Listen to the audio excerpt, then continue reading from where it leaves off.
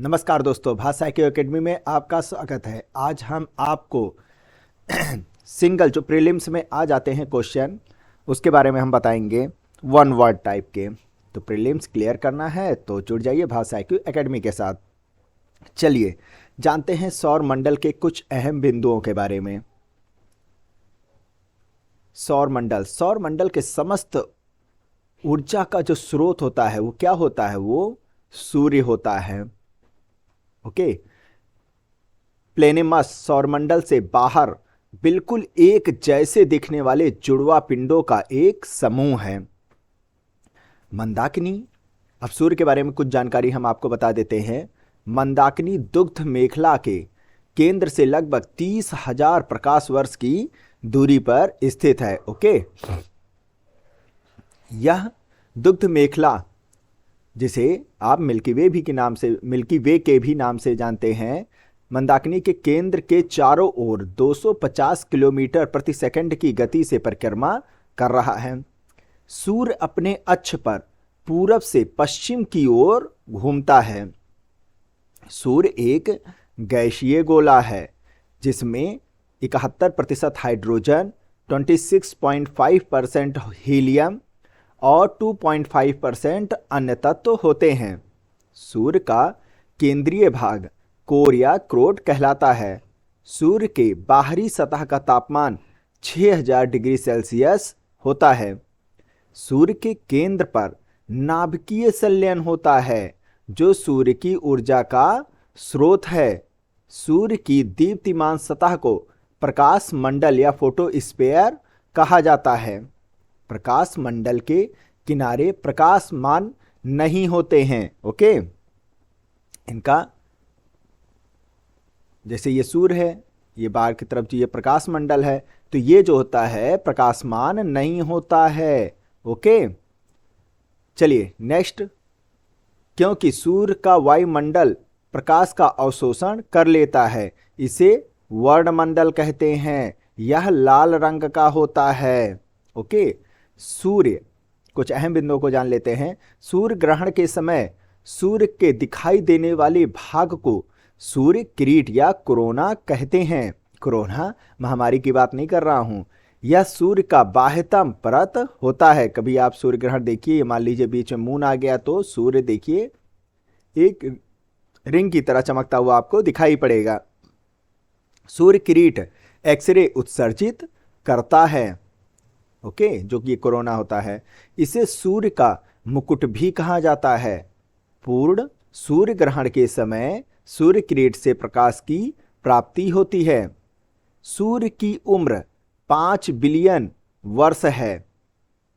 सूर्य का व्यास 13,92,000 किलोमीटर है, जो पृथ्वी के व्यास का लगभग 110 गुना है।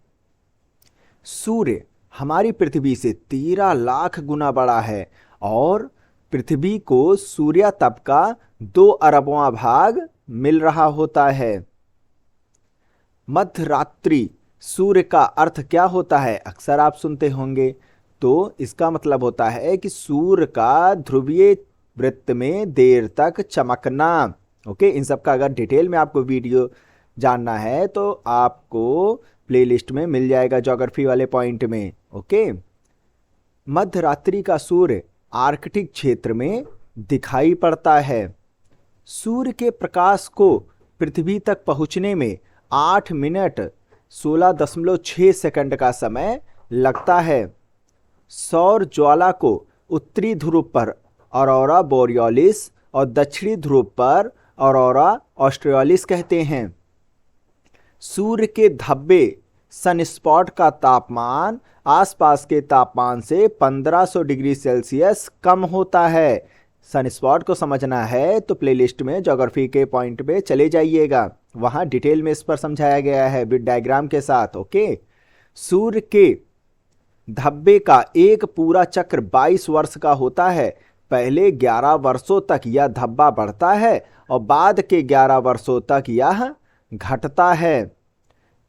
जब सूर्य की सतह पर धब्बा दिखलाई पड़ता है उस समय पृथ्वी पर चुंबकीय झंझावत मैग्नेटिक स्टॉर्म उत्पन्न होते हैं।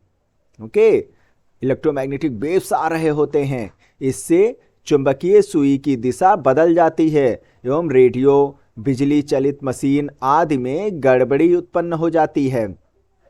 अब जानते हैं सौर मंडल के ग्रहों के बारे में। इसका भी हमने प्लेलिस्ट में मिल जाएगा आपको।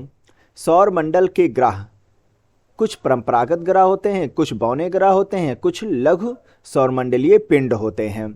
तो जो परंपरागत ग्रह हैं, जिन्हें आप ग्रह कह सकते हैं, प्लैनेट कह सकते हैं, कौन कौन से हैं? बुध, शुक्र, पृथ्वी, मंगल, बृहस्पति, शनि, अरुण, वरुण। कितना आसान है।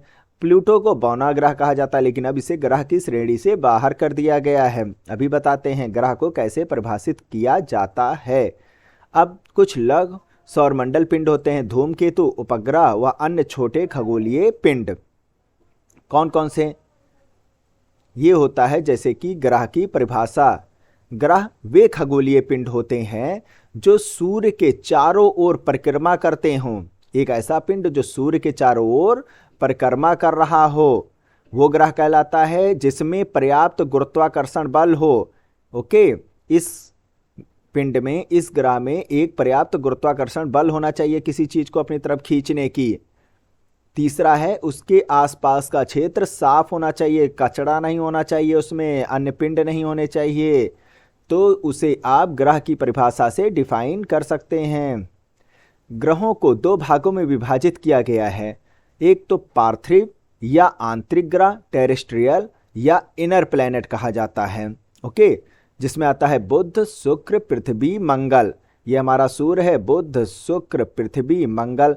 फिर बीच में ये क्षुद्र ग्रहों वाला वो पूरा लाइन आपको दिखेगा। तो इसके अंदर वाला सारा क्षेत्र पार्थिव या आंतरिक ग्रह कहलाते हैं, और उसके बाहर का सारा क्षेत्र बृहस्पतिये, बाह्य ग्रह, जोवियन या आउटर प्लैनेट कहा जाता है। बृहस्पति, शनि और अरुण, वरुण।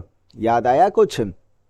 नेक्स्ट, बुध, शुक्र, मंगल, बृहस्पति एवं शनि, इन 5 ग्रहों को आप अपनी नंगी आंखों से देख सकते हैं। ओके, ये 5 ग्रह आप आसानी से देखा जा सकता है। घनत्व के अनुसार ग्रह का क्रम अगर बताया जाए बढ़ते क्रम में, तो सबसे ज़्यादा जो घनत्व होता है वो शुक्र ग्रह का होता है, उससे कम मंगल, फिर नेपच्यून, बृहस्पति, अरुण और सबसे कम शनि ग्रह का होता है घनत्व।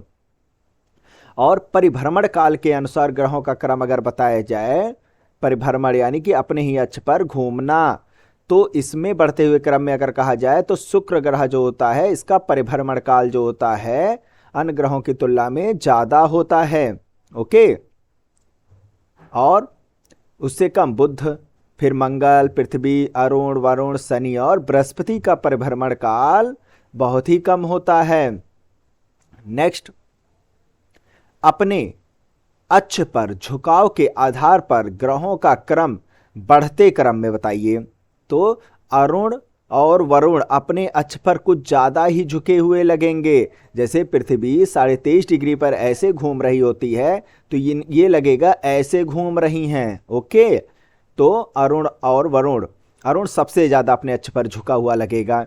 फिर उससे कम शनि, मंगल, पृथ्वी, बुध, बृहस्पति, शुक्र। शुक्र कम झुका हुआ प्रतीत होगा। शुक्र एवं अरुण के घूर्णन की दिशा पूरब से पश्चिम क्लॉकवाइज होती है। याद रखिएगा, इंपॉर्टेंट पॉइंट है। शुक्र और जो अरुण होता है, इनके घूमने की दिशा पूरब से पश्चिम होती है, जबकि हमारी ग्रह पृथ्वी और अन्य ग्रहें जो होती हैं ये एंटी क्लॉकवाइज घूम रही होती हैं। तभी तो हमको सूर्य जो है पूरब से उदय होता हुआ दिखाई पड़ता है, क्योंकि हमारी जो पृथ्वी है पश्चिम से पूर्व की तरफ घूम रही है। ओके, और इन सब जगहों पर शुक्र और अरुण में आपको सूरज जो है पश्चिम से उगता हुआ दिखाई पड़ेगा। ओके, और हमारे यहाँ पूरब से उगता हुआ इसलिए दिखाई पड़ता है। नेक्स्ट है, जब पृथ्वी सूर्य के अधिकतम पास होती है, ये देखिए इस स्थिति में, तो उसे अपसौर कहा जाता है, पेरिलिन कहा जाता है। ऐसी स्थिति आपको 3 जनवरी को दिखाई पड़ेगी। और जब पृथ्वी जब सूर्य से अधिकतम दूरी पर होती है तो उसे अपसौर कहा जाता है, अपोजी कहा जाता है। ऐसी स्थिति आपको 4 जुलाई को देखने को मिलेगी। याद रखिएगा ये चीज। एप्साइड रेखा उपसौरिक और अपसौरिक को मिलाने वाली काल्पनिक रेखा सूर्य के केंद्र से होकर गुजर रही होती है। ये वाली रेखा एप्साइड रेखा के नाम से जानी जाती है। अब नेक्स्ट वीडियो में हम अक्षांश के बारे में बताएंगे, देशांतर के बारे में बताएंगे, तो वीडियो को लाइक और सब्सक्राइब कर लीजिएगा। धन्यवाद।